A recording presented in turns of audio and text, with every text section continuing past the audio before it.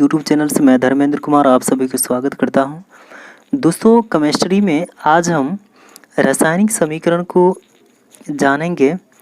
तो रासायनिक समीकरण क्या होता है? रासायनिक समीकरण जो होता है, रासायनिक अभिक्रिया के द्वारा पदार्थों का जो रासायनिक सूत्र व्यक्त किया जाता है उसे रासायनिक समीकरण कहा जाता है। और अभिकारक बाईं तरफ लिखा जाता है और दाएं तरफ उत्पाद या प्रतिफल होता है। जैसे कि यहाँ पर Mg है और O2 है, अर्थात इसमें दो अभिकारक हैं। अभिकारक का मतलब ये होता है कि दो पदार्थ जब Mg और O2 जब मिलता है तो ये नया पदार्थ बनता है। इसी को प्रोडक्ट या प्रतिफल या इसको उत्पाद भी कहा जाता है। उसके बाद जो रासायनिक समीकरण होता है यह दो प्रकार के होते हैं। एक तो संतुलित रासायनिक समीकरण जिसको बैलेंस्ड इक्वेशन कहा जाता है, और उसके बाद दूसरा असंतुलित जिसको अनबैलेंस्ड इक्वेशन। संतुलित समीकरण जो होता है, बैलेंस्ड इक्वेशन, अभिकारक तथा उत्पाद का परमाणु संख्या बराबर होते हैं। जैसे कि यहाँ पर कार्बन का जो परमाणु संख्या है, अगर मान लीजिए ये x है तो x का मतलब ये होता है कि गुणक के रूप में जो है एक रहता ही है। तो यहाँ पर कार्बन का भी गुणक एक है तो इसका परमाणु संख्या कितना हो गया? एक। और ये ऑक्सीजन का कितना है? दो। तो यहाँ पर भी कार्बन का एक है और ऑक्सीजन का दो। तो ये इसका जो अभिकारक, इसको अभिकारक कहेंगे और इसको अभिकारक तथा उत्पाद का जो परमाणु संख्याएं असमान हो, जैसे कि यहाँ पर H2 + Cl2 दिया हुआ है। उसके बाद जो है यहाँ पर HCl है, क्योंकि ये H का जो परमाणु संख्या है कितना है? 2 है, और Cl2 का परमाणु संख्या कितना है? 2 है। लेकिन HCl का H का है कितना? 1 है इस साइड उत्पाद के साइड, और ये क्लोरीन का भी 1 है। तो ये दोनों जो है क्या है? समान नहीं है, इसलिए इसे समीकरण कहा जाता है। उसके बाद यहाँ पर द्रव्यमान संरक्षण का, अब यहाँ पर आपके मन में होगा कि ये समीकरण को संतुलित क्यों किया जाता है? तो यह द्रव्यमान संरक्षण नियम पर आधारित होता है। इसको द्रव्यमान संरक्षण का सेटिस्फाइड करने के लिए समीकरण को संतुलित किया जाता है। द्रव्य अगर लिखा रहेगा तो इसका मतलब होता है ठोस, इसका मतलब ठोस होता है। और अगर द्रव अगर लिखा रहेगा तो इसका मतलब लिक्विड लिक्विड या पानी के रूप में रहता है। उसके बाद जो है यहाँ पर रासायनिक अभिक्रिया के पूर्व और तथा इसके बाद की जो तत्व की परमाणु संख्या हो समान रहती है, इसलिए समीकरण को संतुलित किया जाता है। जैसे कि यहाँ पर इसका परमाणु संख्या क्या है? 2 है, इसका भी H का भी, और ये Cl2 का भी, इसका दोनों का 2 है। लेकिन ये HCl इसका जो है मतलब इसका परमाणु संख्या अलग है। तो ये असंतुलित रासायनिक समीकरण का ये उदाहरण है। लेकिन अगर ये द्रव्यमान संरक्षण का नियम की अगर बात करें तो इसमें क्या है, जो तत्व होता है या इसको उत्पादन या प्रतिफल कहते हैं, ये दोनों की जो परमाणु संख्या होती है वो बराबर रहती है। द्रव्यमान संरक्षण का नियम यही कहता है, इसलिए समीकरण को संतुलित किया जाता है। हीट एंड ट्रायल मेथड क्या होता है? तो अभिकारक और उत्पाद की परमाणु संख्या को बराबर करने के लिए अपने अनुमान से गुणक लगाते हैं, जिससे दोनों तरफ परमाणु की संख्या जो है क्या हो? इक्वल हो। देखते होंगे तो उसमें जो है ये S और ये AQ, उसके बाद ये G लिखा रहता है। इसका मतलब क्या होता है? तो जैसे कि यहाँ पर है, ये मान लीजिएगा डेल्टा अगर लिखा रहता है समीकरण में, तो इसका मतलब होता है कि किसी पदार्थ को उसको उष्मा पर गर्म करने के बाद जो है नया पदार्थ बनने वाला है। उसके बाद अगर ये S इस तरह से अगर लिखा रहता है तो इसका मतलब होता है वो जो भी पदार्थ दिया हुआ है, जैसे कि यहाँ पर Zn और ये S दिया हुआ है, इसका मतलब ये ठोस के रूप में है। और लिक्विड अगर L इस तरह से अगर लिखा रहता है समीकरण में तो इसका मतलब होता है द्रव अवस्था में है जो भी पदार्थ हैं। उसके बाद ये G का मतलब होता है कि ये गैसीय अवस्था में, अर्थात ये हाइड्रोजन है तो ये गैस में है, गैसीय अवस्था में। ठोस का मतलब होता है जलीय विलयन होता है, अर्थात Zn जिंक और ये SO4 जो है ये दोनों क्या है? मिला हुआ है, दोनों का मिक्सचर है। और मिक्सचर होने की वजह से ये जलीय विलयन के रूप में है, इसलिए यहाँ पर AQ लिखा जाता है। उसके बाद यहाँ पर रासायनिक समीकरण क्या होता है, रासायनिक समीकरण को इसको संतुलित कैसे करें। यहाँ पर Na+O2 और अभिक्रिया करने के बाद Na2O है। देखिए सबसे पहले यहाँ पर LHS RHS लिख लेंगे।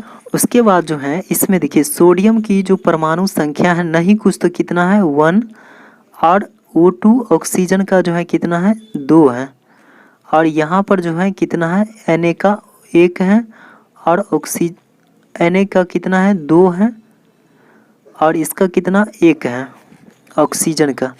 तो और करना है दोनों, ये इसका ये अभिकर्मक है और ये प्रतिफल है, अभिकारक है और ये प्रतिफल है। अब इसको बराबर करने के लिए देखिए यहाँ पर ऑक्सीजन की मात्रा कितनी है 2 है, बनेगा Na+O2 अभिक्रिया 2Na2O। सोडियम का भी 2, सोडियम का ये वाला 2 और ये 2 दोनों को गुना करने के बाद सोडियम का कितना 4 हो गया, सॉरी यहाँ पर 4 होगा, यहाँ पर सोडियम का 4 होगा क्योंकि इसको दोनों को गुना करने के बाद। उसके बाद जो है ये 2 जो है ये ऑक्सीजन O से इसको गुना करने के बाद इसका O का हो जाएगा ऑक्सीजन का कितना 2। तो ये 4 और 2 निकल गया, दोनों क्या है बराबर हैं। परमाणु संख्या 4 और 2 6, और इधर भी 4 और 2 6, दोनों जो है कितना है इक्वल है बराबर। उसके बाद H2+O2 जो नेक्स्ट बी में है, और इसकी अभिक्रिया करने के बाद ये जल बनता है, मतलब हाइड्रोजन और ऑक्सीजन है दोनों मिलाएंगे तो क्या होगा जल बनता है। हाइड्रोजन की जो परमाणु संख्या कितना 2 है, और ऑक्सीजन का भी कितना 2 है, और यहाँ पर कितना है अभिक्रिया प्रतिफल में यहाँ पर भी 2 है और ऑक्सीजन का 1 है।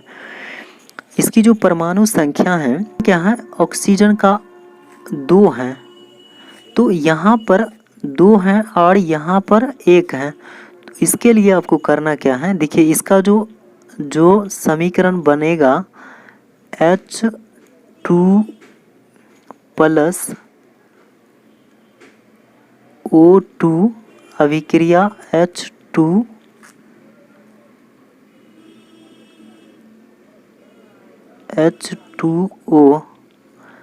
तो यहाँ पर 2 रखेंगे तब ये 2 दूना कितना होगा हाइड्रोजन की 4 हो जाएगा, और इसका होगा कितना 2, इससे गुना करेंगे तो।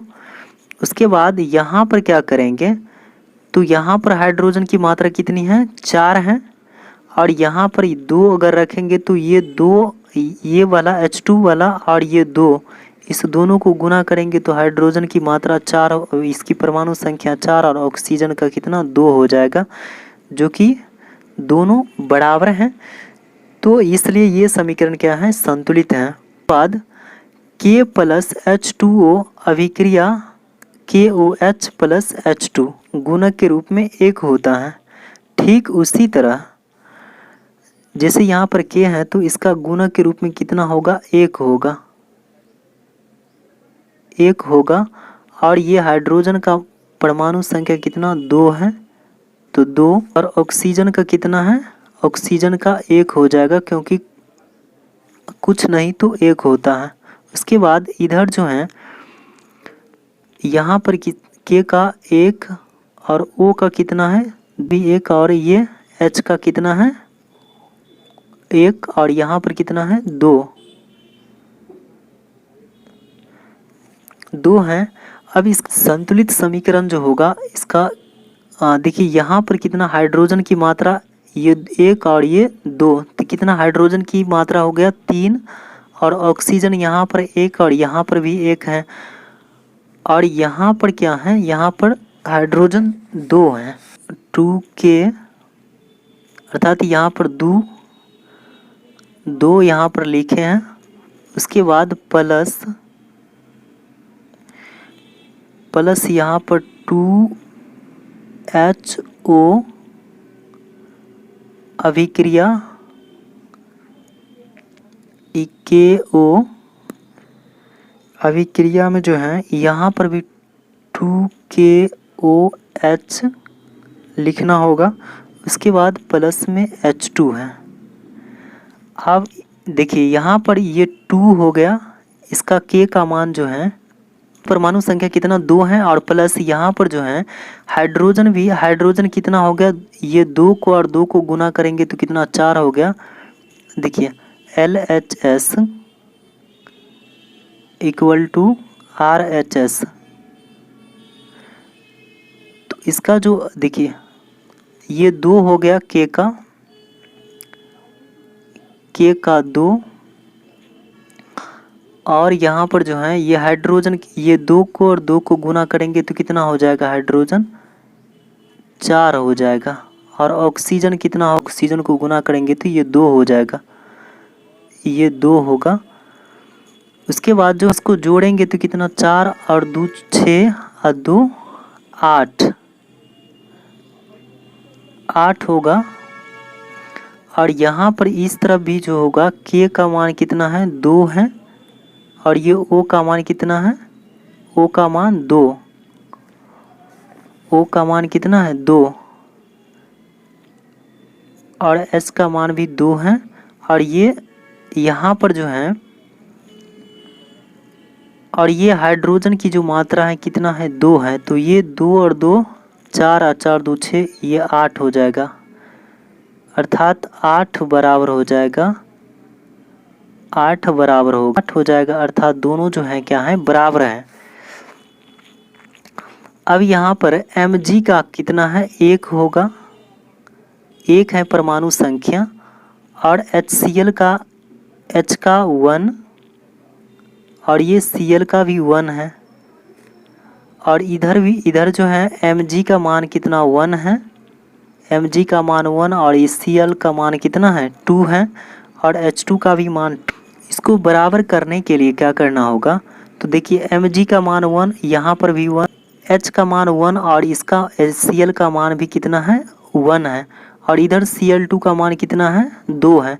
तो यहाँ पर अगर हम 2 अगर रखेंगे तो 2 रखने के बाद क्या होगा कि ये जो है हाइड्रोजन 2 हाइड्रोजन हो जाएगा, हाइड्रोजन की संख्या, हाइड्रोजन की परमाणु संख्या 2, और क्लोरीन का भी 2 हो जाएगा, 2 हो जाएगा। यहाँ पर 1 है, तो अब ये 4, 2 और 2 4 और 1 5, और इधर 2 और 2 4 और 1 इसका 5, 2 और 2 अर्थात 5 जो है, इधर भी 5 बराबर 5 जो है दोनों तरफ बराबर है, इसलिए ये समीकरण क्या है, संतुलित है। देखिए Fe प्लस H2O अभिक्रिया F3O4 प्लस H2 है। देखिए इस समीकरण को कैसे इसको हल करेंगे, तो देखिए Fe का जो मान है, जो परमाणु संख्या है कितना है 1 होगा, और यहाँ पर हाइड्रोजन का ये 2 है ना, तो H2 है तो इसका 2 हो जाएगा। ऑक्सीजन का कितना है 1 होगा, कुछ नहीं तो 1, तो यहाँ पर Fe3 का मान कितना है 3 है, और यहाँ पर O4 का मान, O का मान कितना 4 है, और यहाँ पर इसका 2 है। 3Fe और इसमें भी 3Fe दोनों बराबर हो गया, प्लस ये H2O, और अभिक्रिया जो है यहाँ पर कितना है 4 है, और यहाँ पर कितना है, यहाँ पर 1 है। तो अगर मान लीजिए ये 4 अगर रखेंगे तो 4 दूना 8 है, और ऑक्सीजन का O4 है तो 4 होगा, और उसके बाद अभिक्रिया करने के बाद जो है ये Fe3O4 प्लस H2, तो यहाँ पर ये 4 दूना 8 है, तो यहाँ पर भी 4 रखना होगा। तो अब देखिए, अब जो है दोनों बराबर हैं कि नहीं, इसको एक बार जांच लेते हैं। देखिए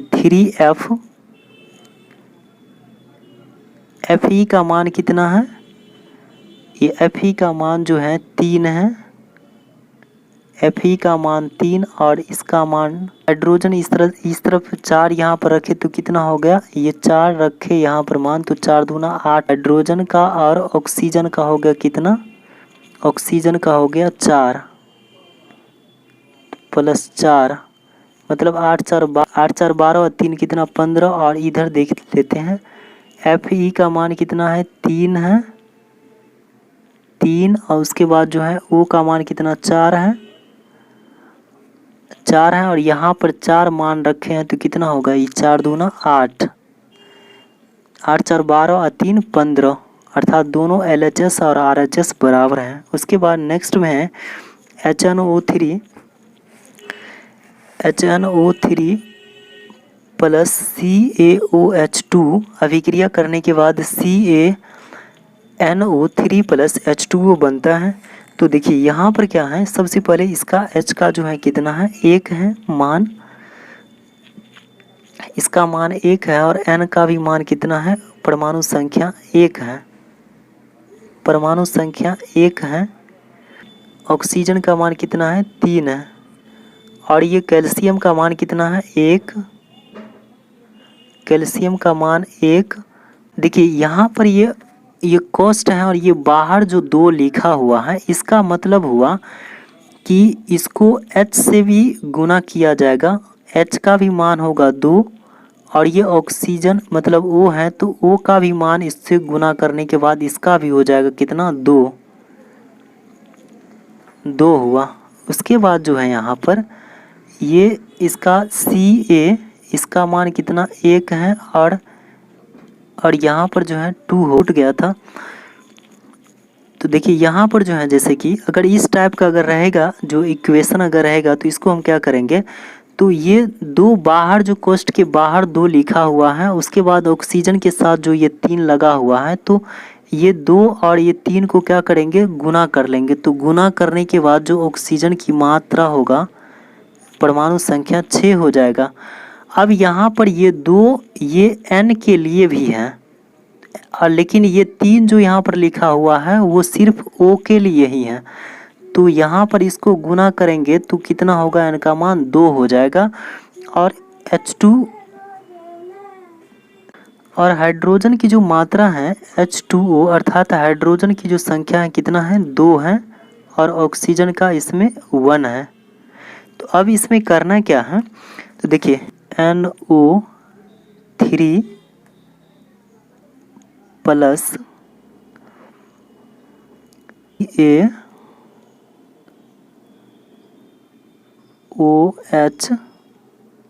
कोष्ठ बंद 2 अभिक्रिया, इसका जो इसका प्रोडक्ट बनने के बाद जो है ये इसका C हो जाएगा CaNO3 यहाँ पर 2 और प्लस यहाँ पर 2H2 यहाँ इसका यहाँ पर 2 रखना होगा क्योंकि अब यहाँ पर हाइड्रोजन 2 हो गया इसका मान, ये दोनों जो है क्या है ये बराबर हो जाएगा क्योंकि यहाँ पर 2 रखना होगा। उसके बाद जो है यहाँ पर भी 2 रखना होगा तब जाकर के ये यहाँ पर और 2 हाइड्रोजन यहाँ पर, तो 4 हाइड्रोजन और यहाँ पर भी 4 हाइड्रोजन गुना करेंगे तो ये निकल जाएगा और दोनों जो है क्या होगा बराबर हो जाएगा। तो थैंक यू, आज का क्लास यहीं पर समाप्त होता है। आप सभी दोस्तों को तहे दिल से धन्यवाद। Thank you, love you.